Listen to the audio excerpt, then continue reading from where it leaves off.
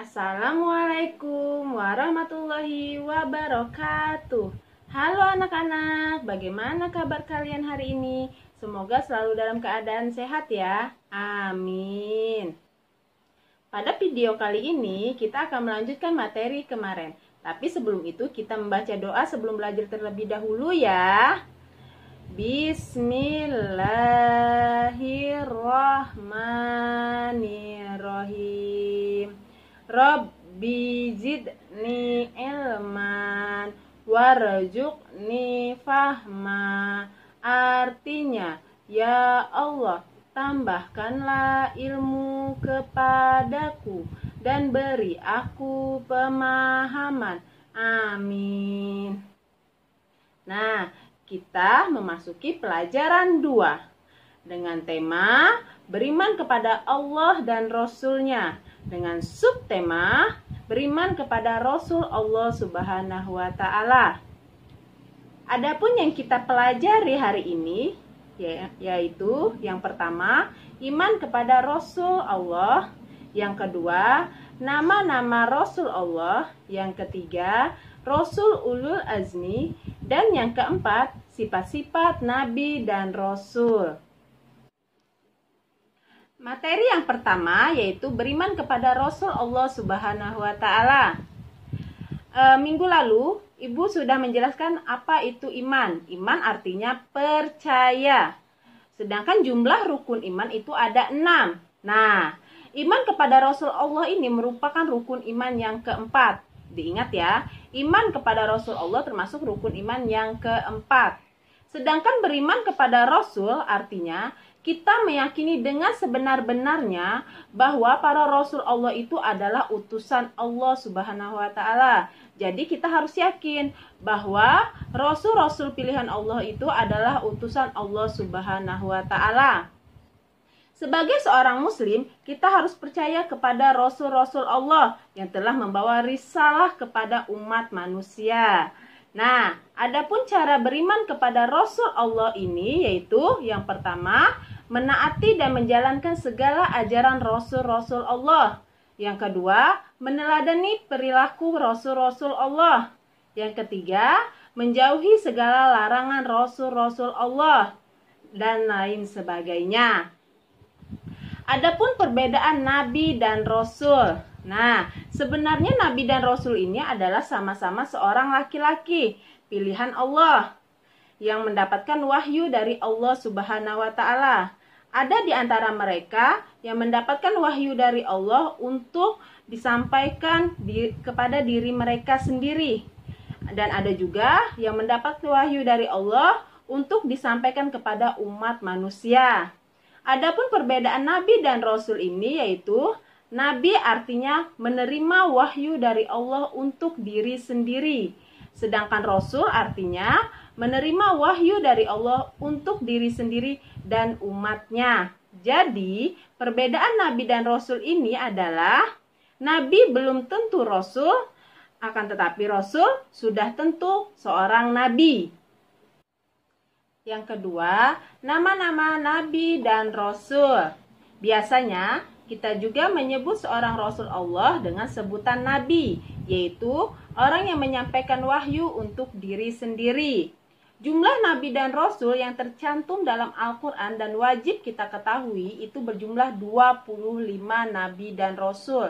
Diingat ya, jumlah Nabi dan Rasul yang wajib kita ketahui itu berjumlah 25 Nabi dan Rasul. Ini nama-nama Nabi dan Rasul yang wajib kita ketahui ya.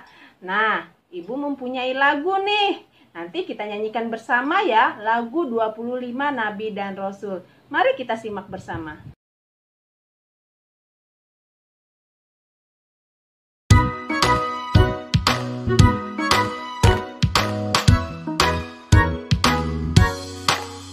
Mengenal nama Nabi kita, sholawat diutamakan.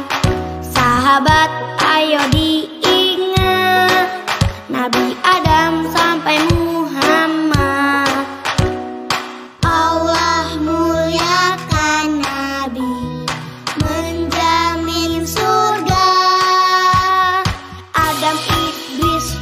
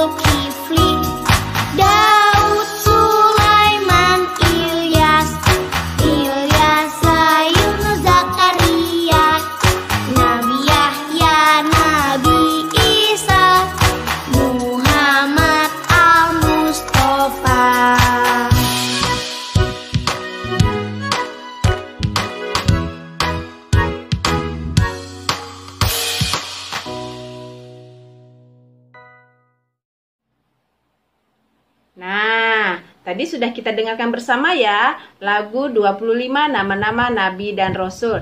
Nanti kalian hafalkan di rumah ya nama-nama Nabi dan Rasul tersebut. Sekarang kita lanjut ke materi yang ketiga, yaitu Rasul Ulul Azmi.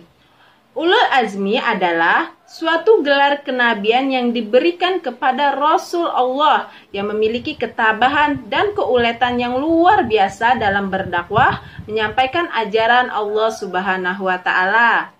Adapun nama-nama Nabi dan Rasul Allah yang mendapatkan gelar Ulul Azmi ini ada 5. Yang pertama, Nabi Nuh alaihissalam. Yang kedua, Nabi Ibrahim alaihissalam. Yang ketiga, Nabi Musa alaihissalam. Yang keempat, Nabi Isa alaihissalam. Dan yang terakhir, yang kelima, Nabi Muhammad sallallahu alaihi wasallam. Nah, yang pertama Nabi Nuh alaihissalam mendapatkan gelar Ulul Azmi karena ketabahannya dalam menghadapi kaum Bani Rasyik yang sangat ingkar kepada Allah Subhanahu wa Ta'ala. Yang kedua, Nabi Ibrahim alaihissalam mendapatkan gelar Ulul Azmi karena ketabahannya dalam menghadapi Raja Namrud dan umatnya yang sangat ingkar kepada Allah Subhanahu wa Ta'ala. Yang ketiga, Nabi Musa alaihissalam mendapatkan gelar Ulul Azmi karena ketabahannya dalam menghadapi Raja Fir'aun yang sangat kejam. Yang keempat, Nabi Isa alaihissalam mendapatkan gelar Ulul Azmi karena ketabahannya dan keuletannya dalam menghadapi kaum Bani Israel yang sangat ingkar kepada Allah Subhanahu wa Ta'ala. Dan yang terakhir, Nabi Muhammad SAW mendapatkan gelar Ulul Azmi karena ketabahan dan keuletannya dalam menghadapi kaum kafir yang memusuhi Islam. Mukjizat yang diberikan Allah kepada Nabi dan Rasul Ulul Azmi ini, yang pertama, Nabi Nuh alaihissalam mendapatkan mukjizat yaitu dapat membuat perahu yang sangat besar. Yang kedua, Nabi Ibrahim alaihissalam mendapatkan mukjizat yaitu tidak hangus dibakar oleh api. Yang ketiga, Nabi Musa alaihissalam mendapatkan mukjizat yaitu dapat membelah lautan, tongkat berubah menjadi ular, mengeluarkan cahaya dari telapak tangannya. Yang keempat, Nabi Isa alaihissalam mendapatkan mukjizat yaitu dapat berbicara saat bayi, membuat burung dari tanah, menyembuhkan penyakit bawaan, dan menurunkan hidangan dari langit. Dan yang terakhir, yang kelima, Nabi Muhammad SAW mendapatkan mukjizat yaitu dapat mengeluarkan air dari sela-sela jarinya. Dan mukjizat yang paling besar adalah Al-Quran. 4. Sifat-sifat Nabi dan Rasul. Ada 4 sifat-sifat Nabi dan Rasul yang harus kita ketahui. Yang pertama, syidik artinya benar. Yang kedua, tablik artinya menyampaikan. Yang ketiga, amanah artinya dapat dipercaya. Dan yang keempat, fatonah artinya cerdas. Nah anak-anak, alhamdulillah sudah selesai materi kita hari ini. Semoga dapat kalian pahami dengan baik ya, dan dapat kalian terapkan dalam kehidupan sehari-hari. Terima kasih dari Ibu. Wassalamualaikum warahmatullahi wabarakatuh.